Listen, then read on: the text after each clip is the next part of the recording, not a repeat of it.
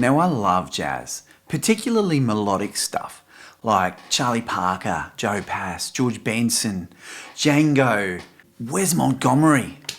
You know, that stuff where you can hear them developing themes, you can hear the tension and resolution. Wonderful. But I suck at playing it.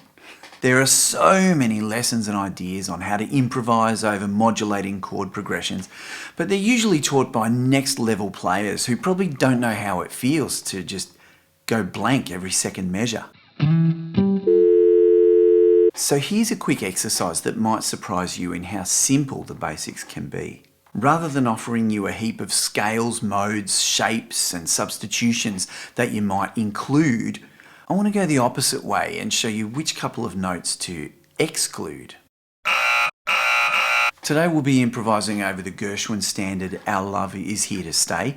It's in F, but it modulates a couple of times and it features that ever frightening 9 sharp 11 chord.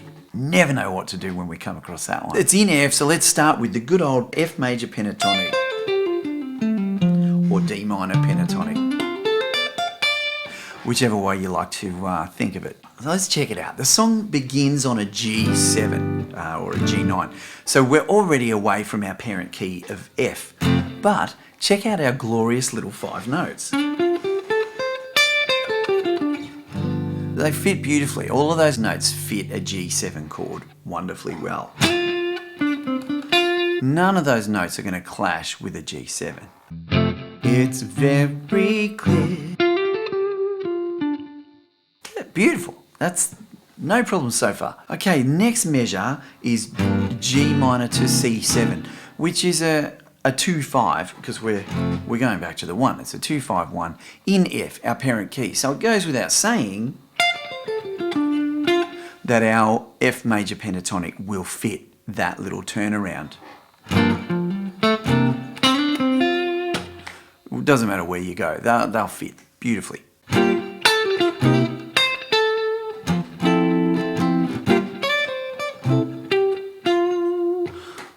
Yeah, very simple. So we're on the F, but the next thing that happens is we may encounter an F sharp diminished or a D7 over an F sharp on our way back. As like a transition to go from F to get back to the G, to start it again.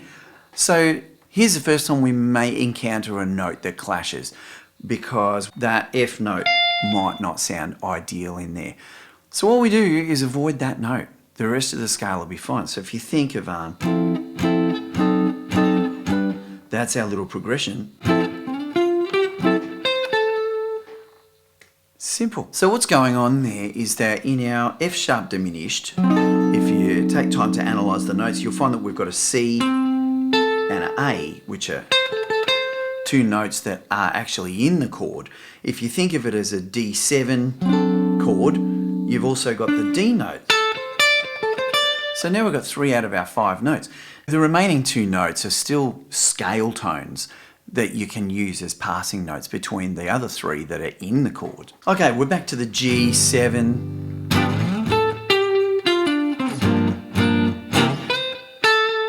This time, after the C7 or C9, here comes our troublesome chord, the E flat 9 with a sharp 11. I love this chord, it's a wonderful chord. It's so attention grabbing.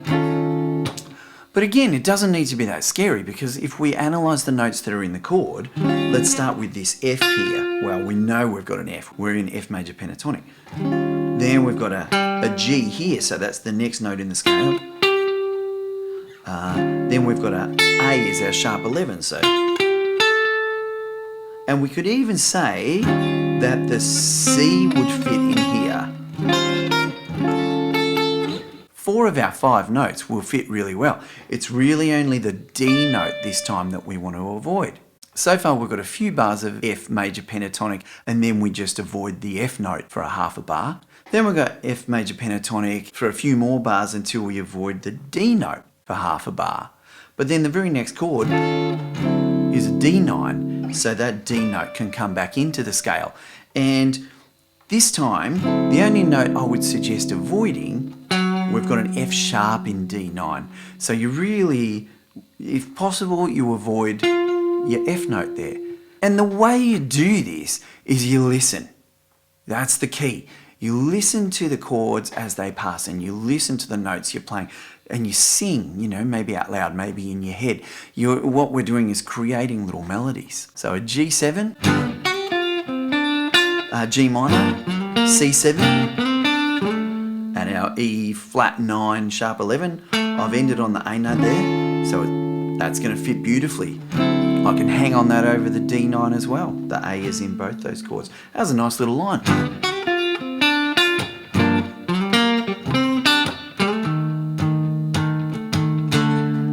Yeah, see, it just kind of falls into place. So now we come to a very jazzy sounding little cycle of fifths sort of thing. So an A minor to a D7, a G minor to a C7, F to a B flat major 7. Anyway, that's plenty. So the little cycle, well, there's only one of those chords that isn't actually in the key of F. The A minor leads to a D7, which has the F sharp again. So we just want to avoid the F natural note for those two beats. And then G minor to C, as I said earlier, is the 2-5 in F. Then we've got F to B flat, which is the 1 and the 4. Then it goes up to an E minor 7 flat 5 or an E half diminished, which is the 7 chord in F. So G minor C, F, B flat, E minor 7 flat 5. All those chords are in F. So we can up and down our scale, playing little licks and lines and using our ear to land on and sustain the notes that fit those chords the best, that sound the best to us. If I try and do it slowly, the A minor to the D7 is the first part of it. Oh, that was cool. Then we've got a G minor. Okay.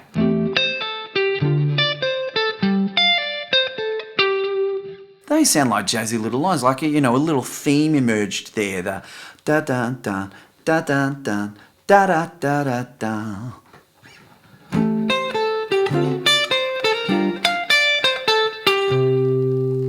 Yeah, sweet. It starts to happen too easily. So then we've got our F major 7 to our B flat major 7, or they're both just major chords. So straight up the pentatonic scale there. That'll fit those chords beautifully.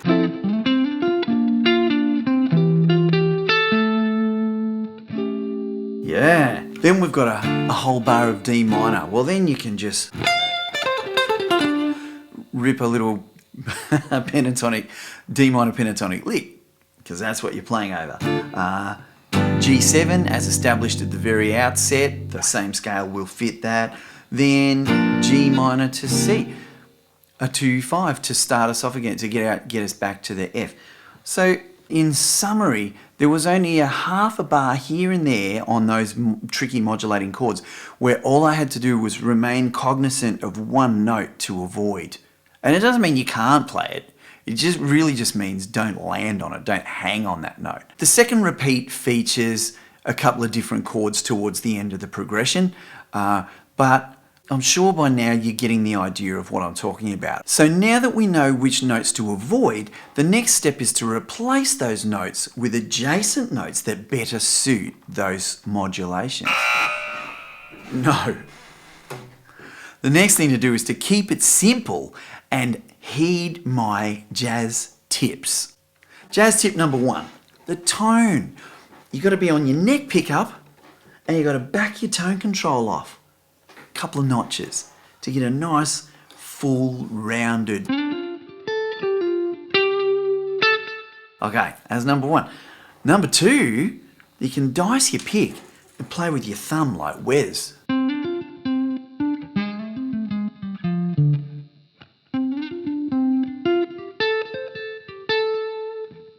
Even more rounded, a lovely soft jazzy tone.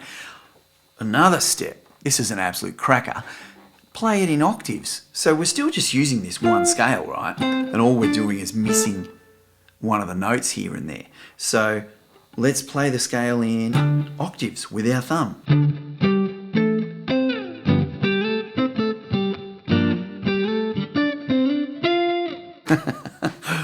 You're very simple lines, but with the thumb and the octaves. Ooh.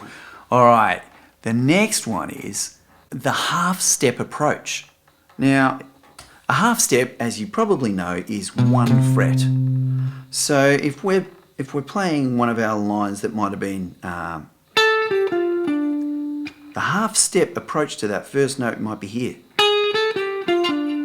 So it's very clear. Oh, let's do that with our thumb and with octaves. It's very clear.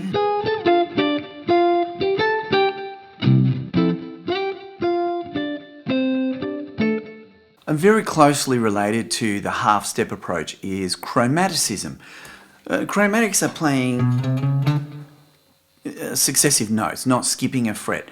They're great for joining, if you've got 2 notes that are a whole step apart, either direction, you can add the chromatic note in between. Not for a year.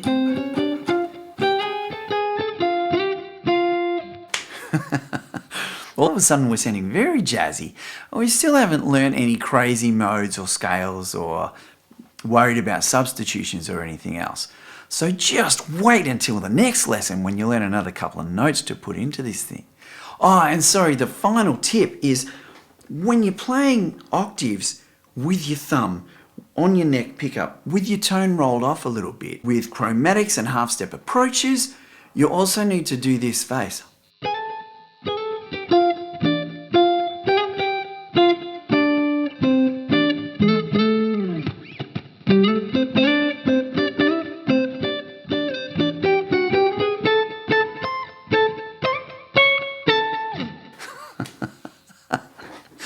Got to do the face. All right, that's enough for episode 1. Let's see what I can come up with for next time. Have some fun with that.